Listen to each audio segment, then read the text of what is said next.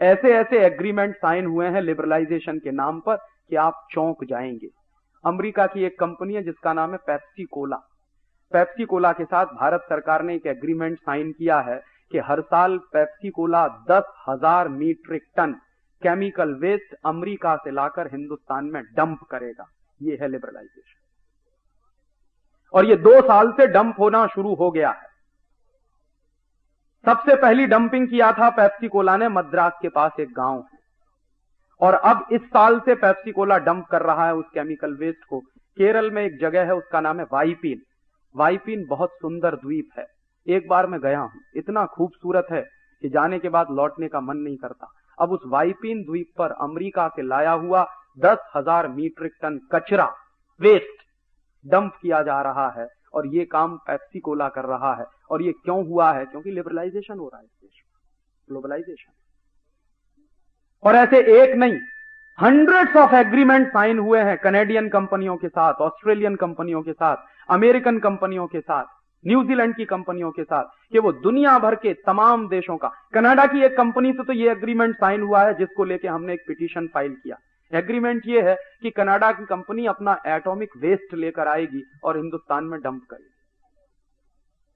ये कंपनी पहले बांग्लादेश के साथ एग्रीमेंट करना चाहती थी। बांग्लादेश की सरकार भी इतनी होशियार है कि जब उनको पता चला कि ये लाने वाले क्या हैं, तो एटॉमिक वेस्ट आएगा, तो उन्होंने कहा नहीं नहीं, हम इसको परमिशन नहीं देने वाले। जो एग्रीमेंट बांग्लादेश की सरकार ने नहीं किया, वो एग्रीमेंट हमारी सरकार ने किया कनाडियन कंपनी के साथ। और ऐसे 100 से ज्यादा एग्रीमेंट साइन हुए हैं जिसमें हर साल इस देश में हजारों मीट्रिक टन कचरा आएगा उनके देश का, और इस देश में डंप किया जाएगा। और एक बड़ा ऐतिहासिक दस्तावेज ऐसा ही है मेरे पास। हॉलैंड की एक कंपनी है सीजवॉन वीवी, उसके साथ मनमोहन सिंह ने एक एग्रीमेंट साइन किया था। क्या एग्रीमेंट था? कि हॉलैंड के सुअरों का गोबर 1 करोड़ टन हर साल हिंदुस्तान में लाके डंप किया जाए। ये एग्रीमेंट किया मनमोहन सिंह, और उसके दस्तावेज मेरे पास। क्यों किया है? तर्क क्या था मनमोहन सिंह का? तर्क यह था कि हॉलैंड के सुअरों का जो गोबर है वो क्वालिटी में बहुत अच्छा है। क्यों अच्छा है क्वालिटी में? तो वो तर्क दे रहे थे। जब हमने कहा कि ये आपने क्यों किया है, तो एक दिन दिल्ली की एक मीटिंग में उन्होंने इस सवाल पर जवाब देते हुए कहा कि हमने इसलिए ये एग्रीमेंट साइन किया कि हॉलैंड के जो सुअरों का गोबर है वो बहुत अच्छा, क्वालिटी में बहुत अच्छा। और दूसरा क्यों अच्छा है? क्योंकि वहां के सुअर सोयाबीन खाते हैं। तो मैंने सवाल पूछा उनसे उस मीटिंग में कि ये सोयाबीन जाता कहां से? कि हमारे देश से जाता है। कहां से जाता है? मध्य प्रदेश से जाता है। आपको मालूम है इस देश में मध्य प्रदेश को पूरा सोयाबीन का बेल्ट बना दिया इसी ग्लोबलाइजेशन के चक्कर। तो क्या हो रहा है? सोयाबीन के लिए हजारों हजारों हेक्टेयर खेती बर्बाद कर दी गई है। सारे दुनिया के एग्रीकल्चरल साइंटिस्ट कहते हैं कि 10 साल सोयाबीन की खेती के बाद 11वें साल आप उस खेत में कुछ नहीं कर सकते, वो बंजर हो जाता है। इसलिए यूरोप के देश सोयाबीन पैदा नहीं करते। तो यूरोप के देश सोयाबीन पैदा नहीं करते, लेकिन हॉलैंड एक ऐसा देश है जो सुअरों को पालता है। मैंने हॉलैंड में देखा बड़े बड़े रेंच होते हैं पिग्स के।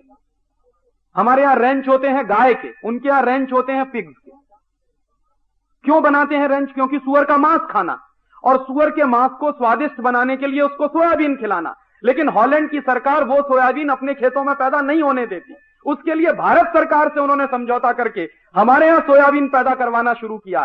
तो यहां से सोयाबीन की खली जाती है, उनके सुअर खाते हैं, और उसके बाद जो टट्टी करते हैं वो हमारे देश में आएगी। ये एग्रीमेंट किया। और ये एग्रीमेंट एक ऐसे व्यक्ति का है जिसको हिंदुस्तान में बेस्ट फाइनेंस मिनिस्टर का अवार्ड मिला। पता नहीं उनके दिमाग में भी वही गोबर भरा हुआ है।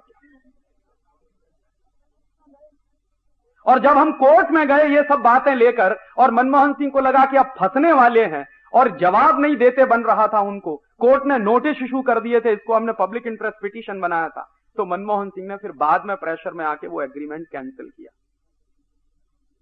ऐसे एग्रीमेंट साइन होते हैं लिबरलाइजेशन और ग्लोबलाइजेशन।